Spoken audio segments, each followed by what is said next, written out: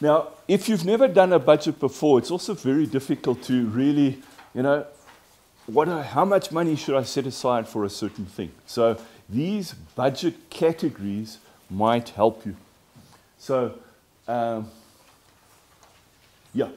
So we have things called labor costs, which include salaries, bursaries, and contractors.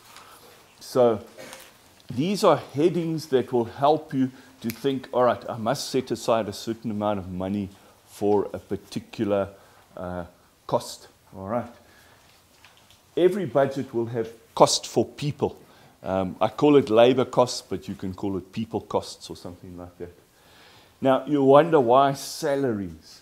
For example, the NRF is unlikely ever to pay for salaries, but some funders do.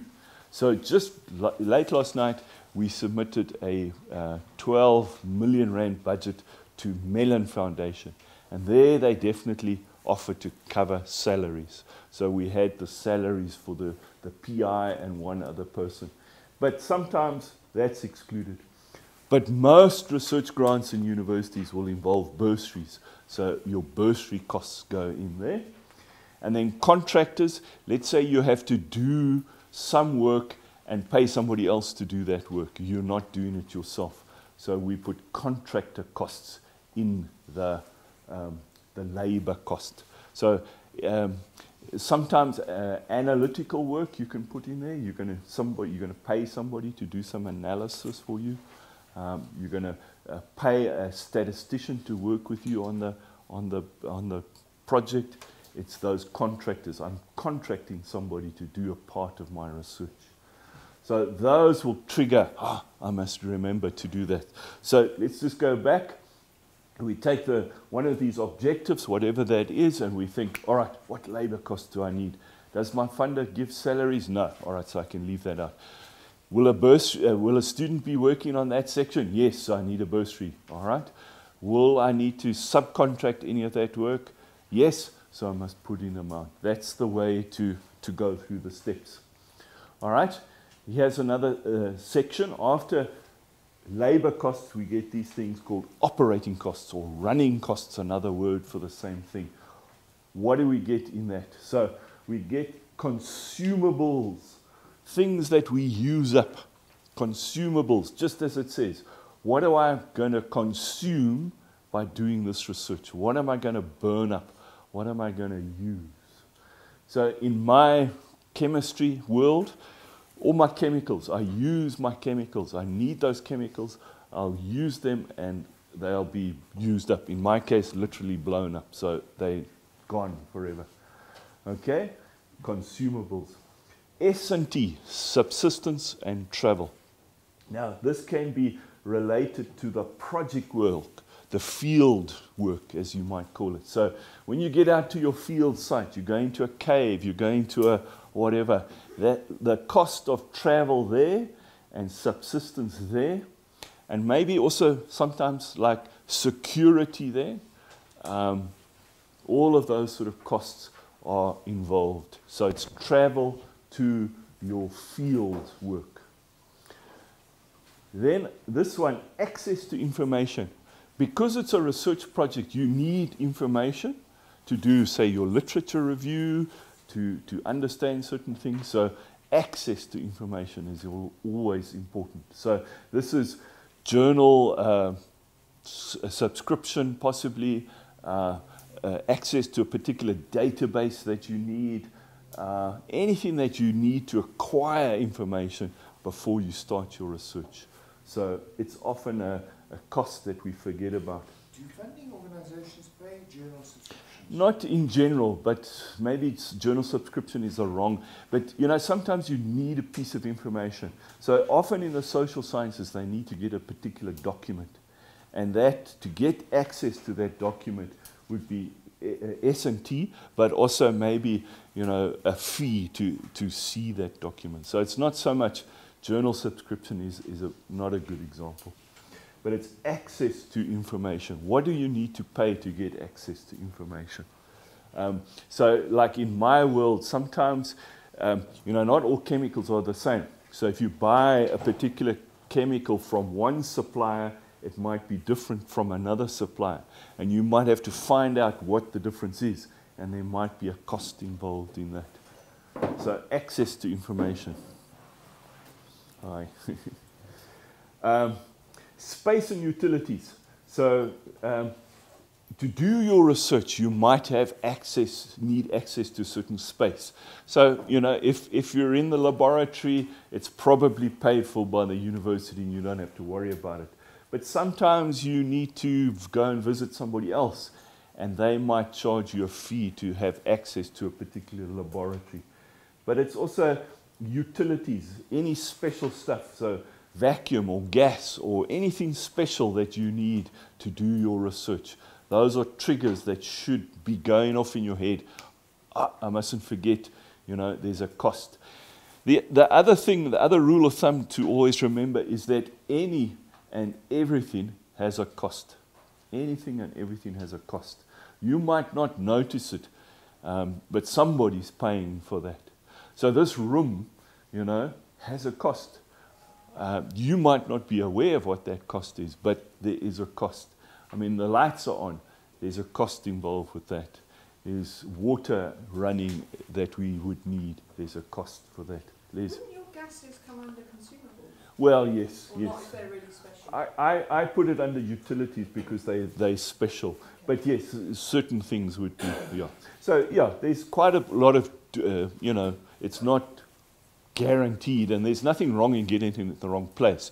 Remember what I'm saying. These are triggers that should help you budget. Because, again, how do you make a list of all the costs that you're going to incur with a blank page? It helps if you've done it once and twice and 3 times. But if you do your very first budget, then this would be helpful. So one of the golden rules always is every funder and every university will have guidelines on this. So at WITS, the maximum PhD bursary that a student can get is 180,000.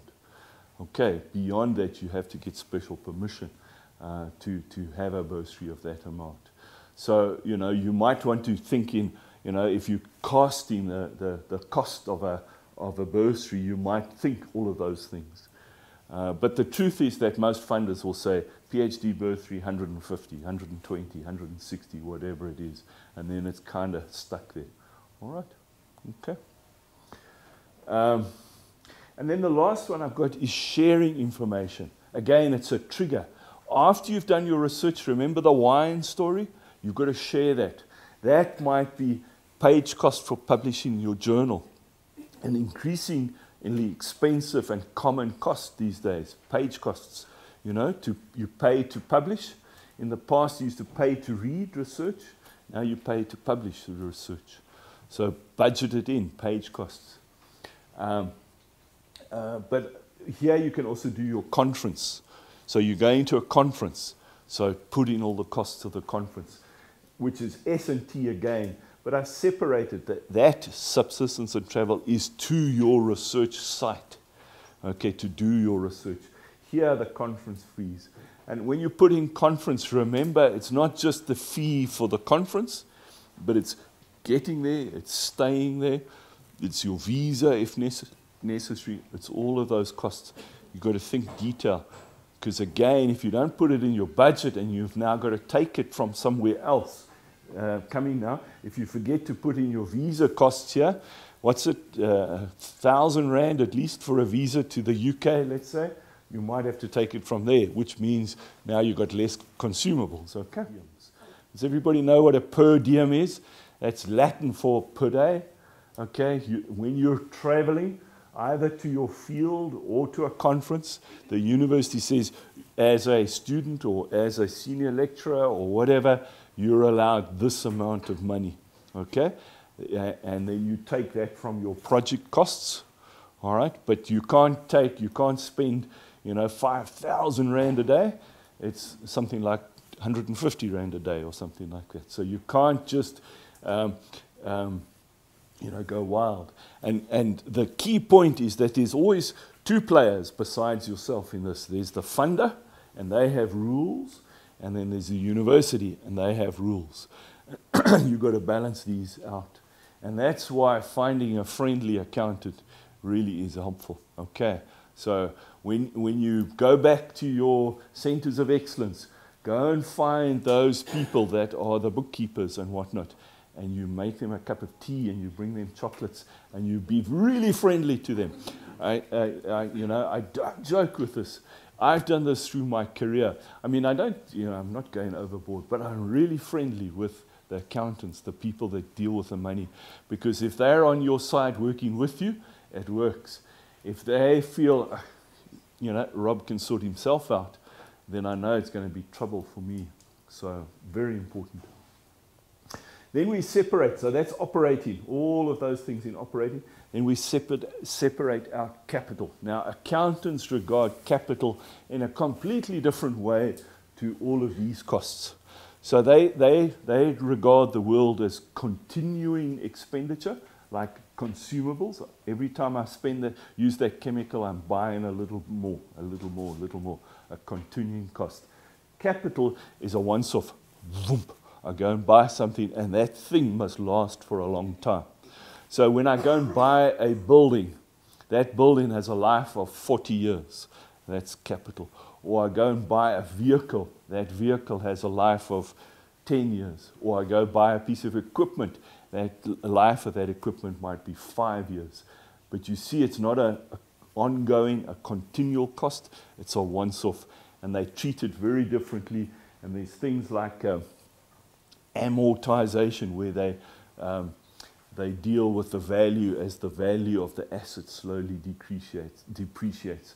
I'm not going to go into a whole deal of accounting, but I need you to know that capital, which is non-recurrent costs, are added separately and typically use a value of about 10,000. So if you're buying something for 10,000 and more, then it's a capital or equipment item.